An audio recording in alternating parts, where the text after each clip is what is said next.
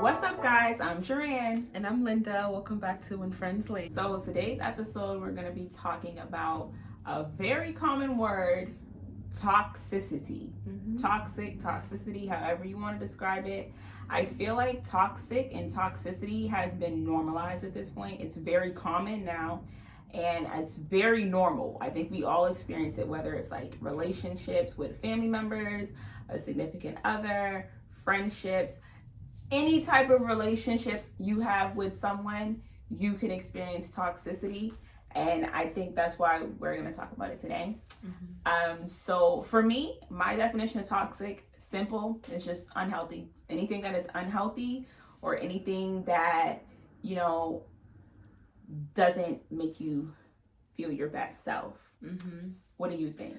I agree with you. I also think if anybody brings negativity to your life, that's also being toxic. Just like you said, it can come in all forms. Friendships, your work can also be toxic. Ooh, that work environment, family members. And to be honest, I noticed that family can be very toxic. And for some reason, we try to disguise that as being part of the culture.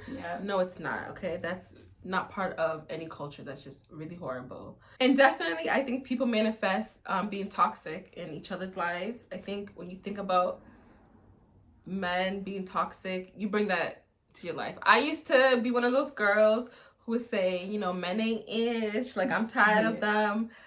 A man comes to my life, and that's exactly what he is, ain't ish. Because I manifested that. So now I'm trying to change my ways, and think of, men are good people, men are lovable, and then my next man is gonna be exactly that. I definitely agree with you. I think a lot of people are also self-proclaimed toxic, and they're okay with it.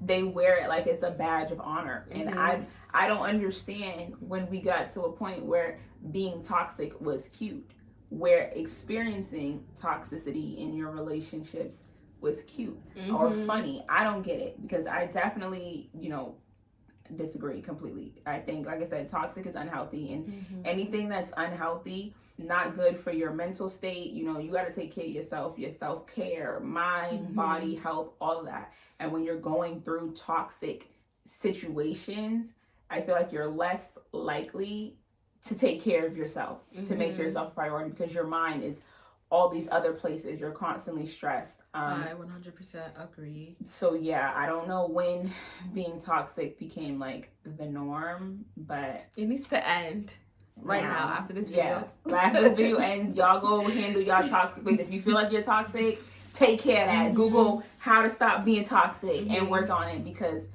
we don't need no more toxicity in this life. Find a therapist.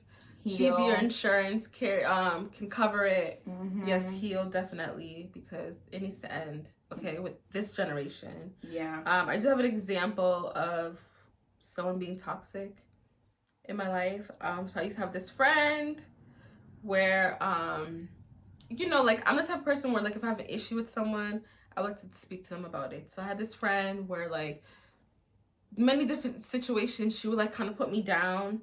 So I just go up to her and, I'll just be like, oh, hi, Juran. This time you said something about me and really made me feel bad. I was wondering if we could talk about it. And she'd be like, oh my God, Linda, I'm so sorry. I totally get it. But honestly, don't you think it was your fault too? Don't you think you did this and that? And I'm like, no. Yeah. Somehow 15 minutes later, I'm apologizing. She's crying. And I was like, what? And it was just her being toxic, because at the end of the day, I didn't do anything. You disrespected me. I came to you, said my feelings were hurt. And then somehow me telling you that my feelings are hurt your feelings. And now I'm apologizing. That was very toxic. There's no more relationship, of course, because I realized oh, this girl is definitely needs to be healed. She's broken, toxic. Yeah, that definitely sounds like a toxic person, a narcissist, even, like you said, manipulator. I think a lot of times we experience people who are toxic or negative and we create excuses for them, or their behavior. Like you said, like with family, for example, it's the culture, or, oh, well, even though they did X, Y, and Z to you, they're your mom or they're your dad and they're blood, and so you still have to accept them and da-da-da. No, you do not. You have the right to cut off anybody that you want, because this is your life. At the end of the day, this is your life. You're the one that's dealing with it and experiencing things. And if literally dealing with someone brings you down because they are toxic, they could go. I want to bring up the fact that, like, I know parents, I don't think it's all parents, but certain parents would treat their kids horrible. And then when, you know, they're getting older in their 70s, then like, oh, you know, you got to take care of me when I get older, because I'm not going to nursing home. And they bring all that guilt to you, for you, and you're just like, oh, I gotta take care of them. No, you just have to politely say, you know, you're very toxic, I don't need you in my life, or in my home. We can be friends, you know, try to work out the relationship, you know, hash out things, because maybe they were broken and they were raising you, but like maybe they've healed, now you've healed, you can work on the relationship. But if they're not healed, they're still disrespectful, and they're like, you need to take care of me, that's what we do in this culture, blah blah blah. No, I'm sorry, that's not happening for your own mental health. And thank God we live in America, for the listeners who are in America, where there's resources. So you can be like, you know, don't worry, mommy, don't worry, daddy, I can call somebody. We can get you a social worker that help you. So don't feel guilty at all. Just, you know, your mental health is very important, because your mental health can cause stress in your body. Stress can make you sick. Next thing you know, you're passing. So yeah, and then the people that was toxic in your life, they still around though. They still around, healthy, okay, and you know, it's spreading they toxicity to the next person, and you in the ground or cremated, however you want to go, you know. But now you ain't handling it, but they still experiencing and sharing all the toxic that they spread. So I definitely think if you're experiencing toxicity within any kind of relationship or environment, it's definitely important to cut it off. And again, like I said, it's important to stop normalizing toxicity and making it feel like toxic is healthy. I feel like for myself, I've experienced toxicity in like a lot of ways, whether it's friendship, relationship, work environment. You said work environment. I actually want to share an example of a work environment that was toxic, because that in place like I don't even think toxic was the word for that environment. So I'm not gonna name the place, but it was an early education center for children, you know, so children basically from 3 months up until like pre-K. So you would think that it's all about the kids. No, not at this place. And you know what? I saw this meme once that was like, you know a job is gonna be some like BS if you get hired on the spot. Oh my God, I should have known, because sis offered me the job on the spot, and I'm like, oh yeah, that's gonna be cool. You know what I'm saying? Absolutely not. It was a ratio of probably 15 women to like 1 man, and I think that alone was what caused the issues and the toxicity. When I tell you that place literally went from I was friendly with people, I thought they were my friend, to by the time I left that job, I was convinced. I knew for a fact that no one there was ever my friend. Aww. Like they never were, ever. Like, that's so sad. I literally hated going to that job every morning after a while. I hated going there every morning. I did not like going there. Not even the babies made you want to go? I loved my kids, and once I got there, I was happy to be with them. But like before that, no. I didn't want to leave my classroom. I literally wanted to only stay in the room with my kids, because everyone else had just made that experience miserable for me. And there were so many days where it was like during nap time, break time, I would take the time to call my then friend, no longer friend now. I would call her, and I'm like venting to her because I'm stressed. I'm literally crying in the middle of the day because these people were so mean. Like, they were just so mean. And I feel like they also used the kids to like get at me too, because there was this kid, I loved her. I loved all my kids. But there was one kid, she loved me so much. I loved her so much. But she wasn't in my classroom. And she was in the classroom of a teacher that did not like me. And so there would be times where when the little girl would get in trouble, or they felt like she did something that would get her in trouble, I really feel like they were taking it out on her, because it's like they would make her sit in the corner, and then when she's trying to come to me, because, you know, I comfort her or whatever, she was literally forcing this little girl to stay here. And it's like, my heart is breaking at this point, but I don't want to interfere because, you know, I'm not her teacher at the same time. But it's like, I really feel like you're over exaggerating at this point, because you know she's trying to get to me at this point because she's upset and just wants to be comforted. And you know she's trying to get to me, and you know it's going to upset me. But to get under Juran's skin, I'm going to just force this maybe like 18-month-old girl to sit here in this corner and cry. And so it's like, it was a really, really toxic and negative place. And like I said, I only use this example because you mentioned toxic work environments. And I think a lot of times, sometimes people try to tell us that a job is just a job, go there, do it, and leave. But no, if you are unhappy at a job, if you genuinely don't enjoy going there, like if you get there and you don't even want to walk through that door, please leave. Take it from me, who did not leave in time. Please leave. Aww. Because, like I said, it'll break you. It will really break you and have you really miserable. And by the time I left that place, I was so happy to be gone. I mean, I didn't leave in the best way either. But how did you leave? I need to know. You know what? So even the director was toxic. That entire. Girl, I hope you called. I don't know who you can call to shut down Oh, they closed now. Oh, okay. I see God did his little magic. Okay, they got closed. But like even the director, it was literally like a high school environment. It was high school all over again. So everyone's talking about everyone, gossiping about everyone. There were literally times where I would join a conversation of them talking da-da-da-da-da, and then one girl would get up and leave to go to her classroom, and I kid you not, the seat that she was sitting on is still warm, and they start talking about her. And I'm just like, well, dang. Yes. And I'm like, oh my God, so this is what y'all do when I leave the room too, huh?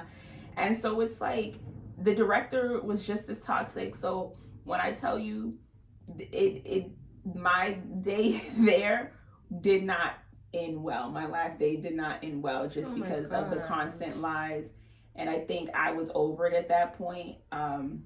So like I said, that's why I say toxicity in the workplace is a real thing too. And take that seriously. Don't just look at it as, oh, it's just work, so I can just, grin and bear through it, because you don't have to. You don't have to, and you're not obligated to. I don't want to go into, I've already said a whole lot about that place, but anyone who knows me at that time, y'all know what place I'm talking about. You can spot toxic environment in people when it definitely affects you, because you sound like you were kind of depressed, calling your friend, venting, maybe even angry. I hate being angry. That's one thing. Yeah. And I feel like when people are toxic with me, or if I'm in a toxic environment, that's the number one sign. If I ever call you and I'm just straight up angry, it's like, Linda, you need to leave. Right. It's very toxic. You're unhappy. Your unhappiness, you should definitely be happy. I know you can't be happy 100% of the time, but it should be in very high amounts. Yeah. Okay. And I really don't think you should just tolerate things or compromise. No, you should never compromise your happiness. Definitely not. Nope. What else do you think to help spot on? So I think also a lot of times, trust your gut feeling.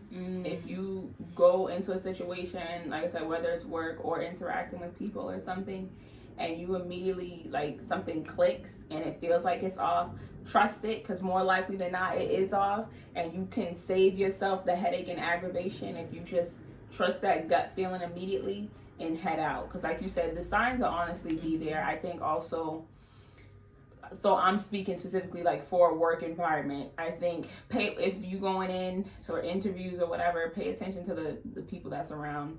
Look at how they're interacting during the interview. Look at how they looking at you during the interview, because that's a telltale sign as well that I don't think this place is for me because these people don't look very nice. Or in relationship wise, I think learn the word gaslighting. Yes. You need to know what gaslighting means. I know it's a fairly new word, so to speak. If you don't know what gaslighting means or you don't understand what it means, definitely take the time to look it up and understand what it means.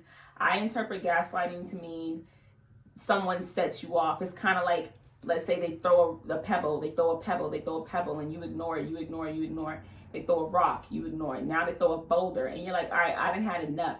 And you turn around and you tell them, stop throwing these rocks at me. What are you talking about?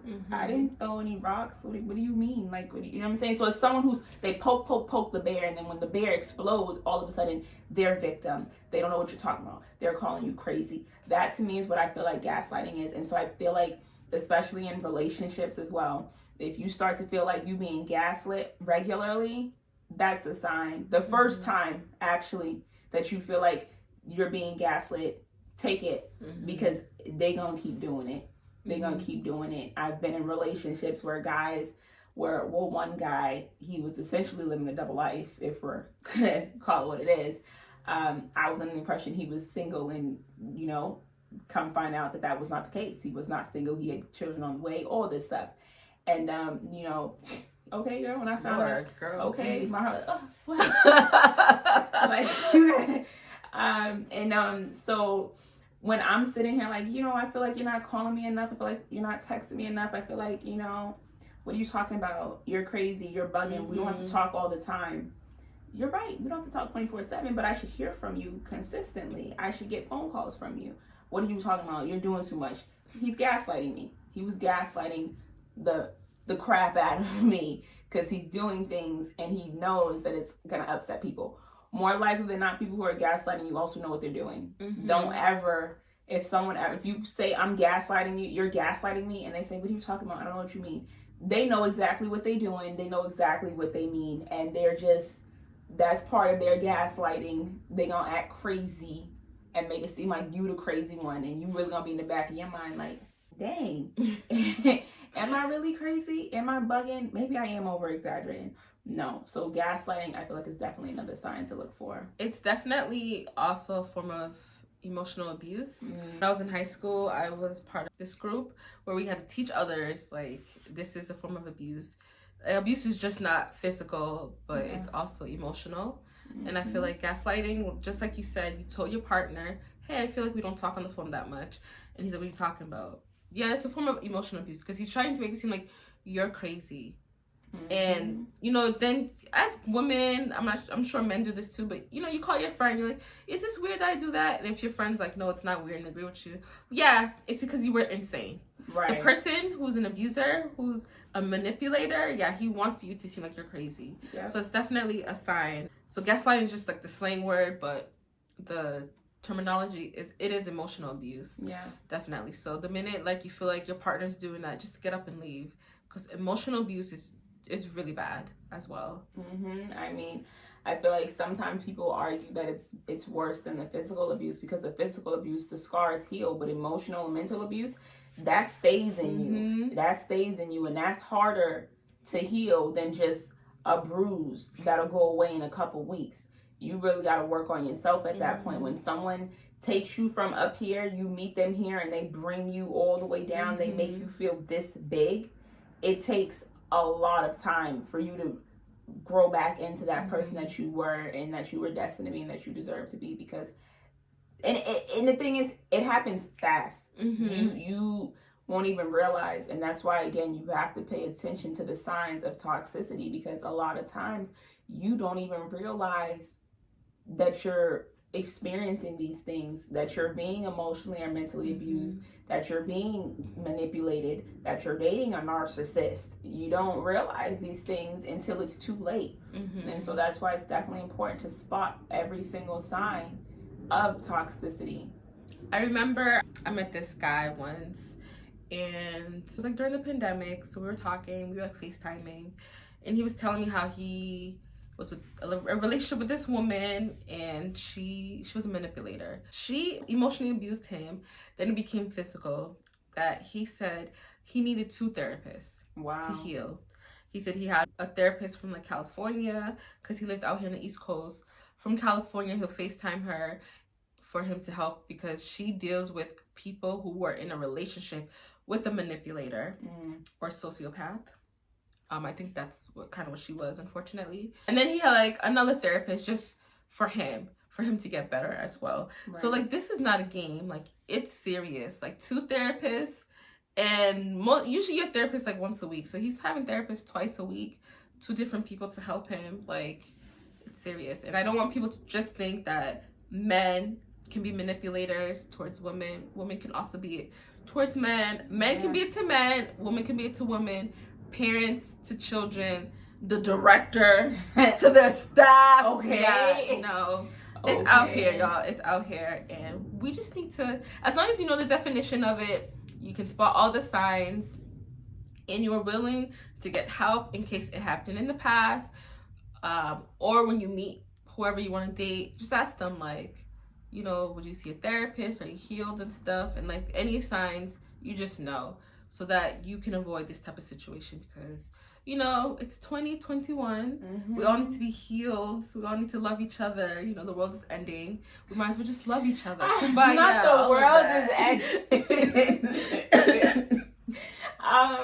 To go, to like piggyback off of what you said, I also feel like accountability is important, because honestly, sometimes you could be the toxic person and not even realize it, or not even want to realize it, I think, too. So I think it's important that if you aren't experiencing toxicity, maybe you are the toxicity, and you should take a second to figure out, did I do this? When I did this, was that toxic? Or, when I responded this way, could that be considered toxic? And if it is, like, you know, like you said, take accountability and do the work, because I think it's really time that we stop spreading toxicity, stop normalizing it like it's okay, stop making it seem like it's cute, it's funny to be in toxic relationships where people are banging down doors, get to see you, you know. I think, I feel like with this normalization of it, for example, in relationships, women think that, oh, her vajayjay is so good, it got him banging down doors. Babe, no, that's not normal. That's not normal. Like, I'm not saying your vajayjay is not good. It could be. It's great, you know. I don't know. But what I am saying is, he shouldn't be banging down doors to get to you. He shouldn't be pulling up, popping up anywhere, stalking you. No, that's not normal. If you got a good vajayjay and you got a man that's not toxic, he finna treat you like a queen, the queen that you are, and that you deserve to be treated. So like I said, I think it's important to acknowledge who is toxic. And sometimes y'all are both toxic. Sometimes, and again, this is not just relationships, sometimes in any relationship or interaction you have with someone, 2 people together can be toxic. You can be toxic for each other and need to go your separate ways, whether that's at work, you need to leave this job because they toxic and they bringing out the toxicity in you, or your family, they toxic, and you feel like, I'm gonna match this toxicity here. You know, we don't even, it's not good. It's really not good. It's not healthy for you if you're forcing yourself to be toxic just to match someone else's toxicity. So that's why, like I said, you need to take accountability. If you're the toxic one in a relationship, acknowledge it, get help, so you ain't damaging any more people. You're healing yourself and working on yourself. I 100% agree with that. Well, I think this was a great episode, guys. I hope you learned a lot from us, and I hope you come back and see more episodes. Yeah, you guys, we're only 2 episodes in. We got plenty more to go, so stay with us on this journey. It's a fun, long journey, and we hope you guys enjoyed this episode, and we hope that you guys will continue to enjoy talking to us and interacting with us. Yes, please follow us. All our information is down below, and like and subscribe to our channel. Thank you. Bye, guys.